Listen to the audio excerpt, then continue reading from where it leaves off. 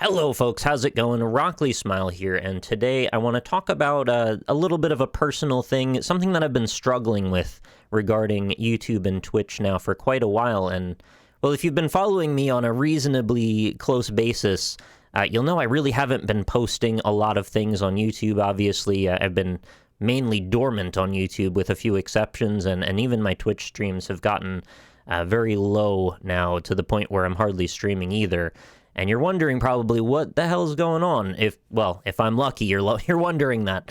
But I've been struggling with my place in the industry lately. Where is it that I fit in now with regard to what my voice is? Like, what do I have to say about this industry now? And what is it that I can bring to it that might be interesting or useful or educational or entertaining? Like, what even do I have going on in those regards? And I think one of the things that I've been majorly struggling with right now has been, and this is sort of informed by a larger political world, but what is capitalism these days for YouTubers? What does that mean? What are we trying to accomplish when it comes to content creation, if I could use the cursed term? Well, so I watched a video just recently that helped kind of clarify my opinions and perhaps some of my perspective here, and I thought maybe it'd be worth bringing up. It's called Overpromise, Sell, Underdeliver, Cyberpunk 2077 by Crobcat. I think it's pronounced that. It might be Crobycat. And so it was a juxtaposition of all of these various moments of just kind of walking through parts of the game, Cyberpunk 2077, juxtaposed with commentators, YouTubers, influencers, news people just talking breathlessly, praising the game, and just going to town on how amazing this thing is going to be and how you're going to absolutely be missing out if you're not part of this incredible experience when it finally comes out. Now, as it pertains to Cyberpunk, my opinions here are fairly uncontroversial, perhaps, and sort of more neutral than you might expect. I thought the game was fine. I mean, obviously it was quite broken, very buggy, but like I didn't get invested in any of this marketing, really. I didn't really watch any of it. I didn't really hear any of these interviews. I never really heard CD Projekt Red talking about it. I don't know how I was able to avoid so much of it, but I seem to be able to. So as someone who was like marginally into Witcher 3, I didn't really lose my mind over it. It was fine. Cyberpunk, to me, was just this kind of far-off thing off in the distance that, well, when it comes out, I'll try it one day, and it'll be probably all right. And I was lucky enough to get a code for it, and I tried it on the day it came out, and I mostly had an okay experience with it. It was a bit buggy, quite shallow. Didn't really make me lose my mind over it in any particular way. But then watching, in retrospect, what these influencers were talking about, the ways that they were so just completely infatuated with the concept and basically just straight up acting as marketing. And I know that this is a bit naive to even present it in this fashion because, well, if you're at all savvy, you know that to this degree now, in the latter half of the 2010s, there was a sort of a transitional period where the concept of doing YouTube and Twitch, YouTube first, then sort of slowly meandered into Twitch. A lot of the way that we're used to marketing being presented got co-opted into the views of influencers. This is just kind of true, right? Like, this is just how it ended up being. People who started out their journey in whatever it was they were passionate about, whether they were, aspiring critics or they were just really invested in a particular genre or a particular game, whatever it was that brought an audience to them, ultimately that audience, those numbers, those statistics ended up getting traded up for access.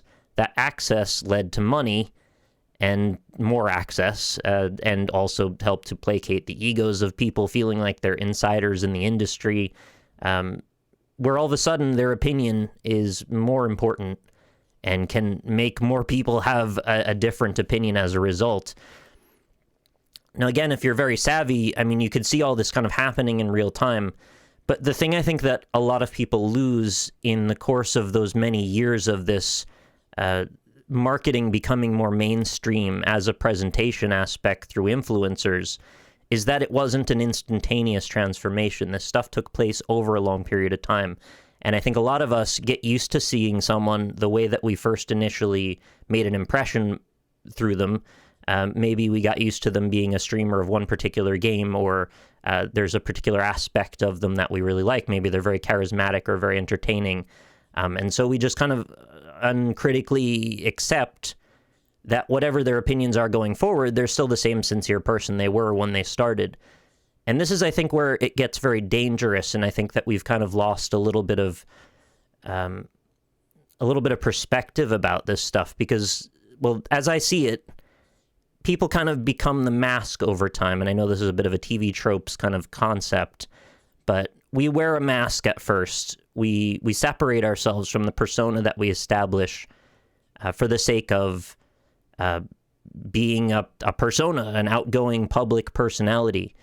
If you'll pardon all the P's. And as this progresses over more time, we kind of get used to the way that things feel when we act a certain way and we get a certain response from it.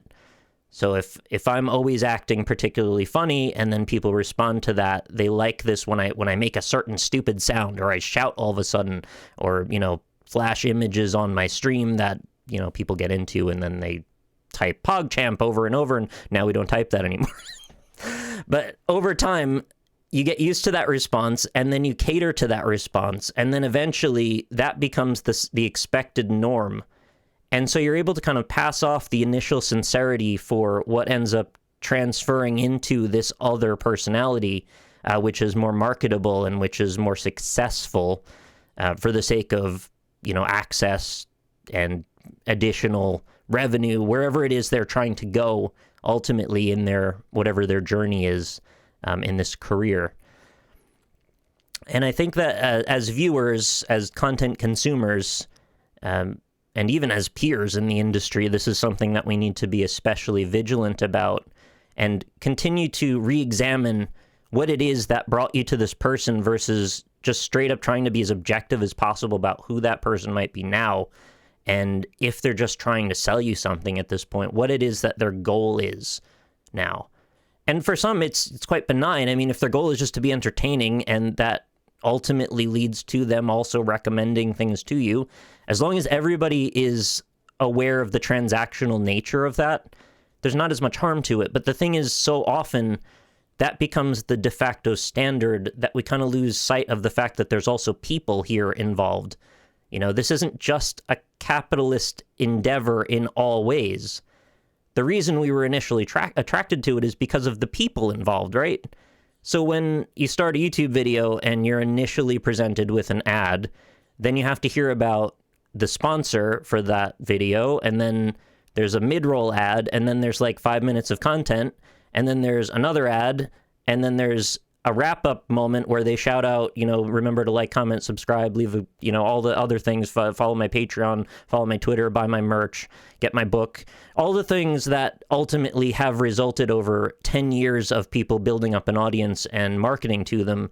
The platforms themselves have been marketing to the audience, and sometimes there's a convergence of so many products that at this point there's almost no actual person left. And that's the thing that I think has been really hard for me to deal with now, this far into it all. When I started, I just wanted to provide a platform to show off indie games so people could go, well, there's so many AAA games, what's an alternative? Because I kept being really bugged by the fact that people didn't get that there was this other market underneath, this entire other world of, in the way that I see it, artists. I mean, developers, coders, they're artists. It's not just about selling their products, it's about enabling them to exist underneath this really heavy capitalist system that is really unfair to a lot of them. And now we've come so far in that indie games have become really mainstream accepted, and I haven't felt the need really as much to give them the platform in the same way. And it's not that I feel any less enthusiastic about indie games. I still do.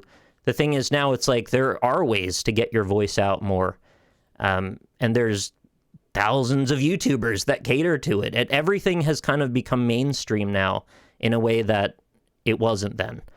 And that's not to say there still isn't now like a third tier underneath the indie games. Well, I mean, if you really want to stratify it, and I don't think it's useful too, but there's like AAA games, there's like AA games, there's like III games, and then there's like mid-tier indie games, and there's small indie games, and then there's like the unseen, smallest, super quick projects that tend to be like game jam stuff. And maybe there's still more of a platform for that to be given. But my point anyway is it's all become really mechanized. The whole system built around marketing has become really one very specific ego-driven cause to take people, polish them into these really, really shiny products, and then use them as platforms to kind of subvert the traditional marketing mechanisms, whether that be through like typical clicked ads or very overtly given marketing, and to kind of launder them through people's personalities. And I think a lot of people don't get that still. Even people who sometimes feel savvy, they may not understand how much of this is very cynically driven. You know, I sign this, you give me this. But that sincerity, that passion, that enthusiasm that you see in YouTubers is often, that's kind of the end of it, right? That's the way it's presented. And whether that's okay or not, I mean, that depends on your personal perspective, of course. If you completely, again, get it as a transactional methodology, you see it for what it is, then, you know, that's all we can really say about that. But I think a lot of the people involved with the whole cyberpunk thing knew better and probably went along with stuff anyway because, hey, it feels real good to get that access, to be able to have further access for a thing that we all know is so incredibly hyped and has such rabid fans that they will be invested in anything to be said about this thing. Just the mere fact of knowing, you know, if there's this one aspect of a certain game mechanic that's present or not present in this game, people would write an article about that. People would watch a YouTube video about that. And that's the kind of thing that leads to further growth, that leads to further placating those people to continue to feel good about what they're doing, be further embedded in the industry, so on and so forth, trade that credibility down the line for whatever monetization they feel is necessary. Now, I know I haven't been entirely free from this myself. I mean, I run ads on my videos, and I wish I didn't have half the ads that were on my videos. Now YouTube just put mid-rolls on all my videos without really me being able to do much about it. I could go back and like individually clear them off. It would just take months and nobody's really watching them at this point, so it feels like a waste of time to me. Let me know if that's incorrect. So my goal going forward is, as it has always been, is to try and be as transparent as possible. But in this case, my voice has always felt a bit stifled about this because if you don't act in this certain marketable way, it feels like you get shunned from the industry to a degree. And I know that's not entirely true, and I know it's a little bit hyperbolic, but the majority of people want this one thing, and that is access. They want access because money, and money equals good. And I also need to live. I also need to pay my bills. And before you start going down the "it's capitalism, that's how it works" road, I know we all live in the same system pretty much. I mean, depending on where you're watching this from, I suppose. And I do need that money to pay my bills too. And I've always tried to take a proactive measure about it, in that I'd always rather go too far in the lesser direction rather than overstep if I can avoid it. And I know from experience that not everybody feels that way. They will sign things without even reading them. And that blows my mind. To be able to sign away your autonomy to something, sometimes potentially devastating things. You need to look back even as far as the beginnings of YouTube, when the game station and that were signing on people for their MCNs. They were taking huge chunks of your ability to regulate your own content away. And people were just signing it because, hey, this is the one that, you know, this YouTuber's on, so obviously I'm going to be successful. People are very short-sighted in that way. And you have to keep that in mind when you're watching videos and they're advertising things to you. Sometimes they will take a very short-sighted deal for the sake of a big chunk of money that will ultimately have given away something very important for. So I guess that's just my warning is, be aware that some of these people are a bit more cynical and a bit more short-term than you might see them as, depending on how they present themselves as. And you don't implicitly trust people on the internet. You probably know that already. And maybe I'm not the best person to be giving this kind of advice. You probably don't need to hear it from me. But I thought I'd speak my mind because it's something that I needed to get out of my system, and that's been bothering me for quite a while. I still don't know exactly where my voice lies here. I don't know how to moderate my disdain for outright unregulated capitalism versus I still do want to provide a platform for some products in a way. I mean, I do want to prop up things that I think are particularly noteworthy for various reasons. I still think there's merit in doing YouTube. I still think there's merit in doing Twitch streams, of course. Doing game playthroughs, as simple as that sounds, is just a fun way to hang out with a community, to build a community around things. But the goal, as it stands, shouldn't, and isn't, for me, to turn whatever statistics I can create through driving together a community, to turn that into money outright. The goal should be the fun that we have and the community we build along the way. It's so easy to conflate the two ultimately, because how can you really call someone out for bad faith? Because they can always just pivot to the other thing. If you say your goal here was just to get rich, well, some of them won't deny it at all. The other ones will say, no, of course not, and you can't prove otherwise. So, it's a slippery moving target in this case. And all I can do is just reinforce that and give you my perspective on how I've seen things. And, YouTubers haven't been fantastic as far as I can tell. There's been a few decent ones. There have been a lot of bad ones. And if you've paid attention to what happened, the reckoning over the summer with Twitch streamers, that was a nightmare. And that really was enlightening in a way as to the degree to which people are willing to take goodwill and turn it into whatever their personal desires happen to be. And the reckoning was like, I was literally in a chat room with one of the people that ended up being on that massive list of accused problematic people, and it was really awkward. And I haven't talked to that person since then, but it doesn't feel good knowing that, like, any moment, someone you think you can trust, nope, not really.